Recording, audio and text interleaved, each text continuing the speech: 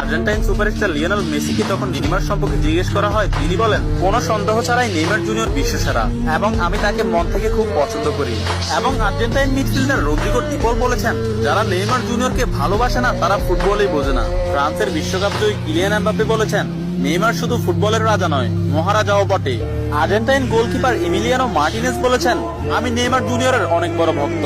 Argentine বিশ্বকাপ জয়ী তারকা Diego Maradona বলেছেন, আগামী 10 বছরে 10 জন মেসি আসবে, কিন্তু আগামী 10,000 বছরেও একজন নেইমার আসবে না। ফলান ও বার্সেলোনা স্ট্রাইকার রবার্ট লেভানডস্কি বলেছেন, নেইমারের মতো ফুটবলার জন্ম নিতে হলে আপনাকে 100 বছর অপেক্ষা করতে হবে। তাছাড়া ইংল্যান্ডের প্রিন্স ডেভিড বেকহাম বলেছেন, আজ পর্যন্ত এমন কোন ফুটবলার আমি দেখিনি যার ভেতর নেইমারের মতো ফুটবল আইকিউ আছে, এবং ফুটবলের ক্ষেত্রে কেউই নেইমারের লেভেলের নয়, সে দুর্দান্ত। এবং আর্জেন্টাইন বিশ্বকাপ জয়ী তারকা অ্যানহেল ডি মারিয়া বলেছেন, নেইমারের সাথে যে কোনো প্লেয়ারের তুলনা করা অপরাধ। ফ্রান্সের বিশ্বকাপ জয়ী তারকা কারিম বেনজেমা বলেছেন,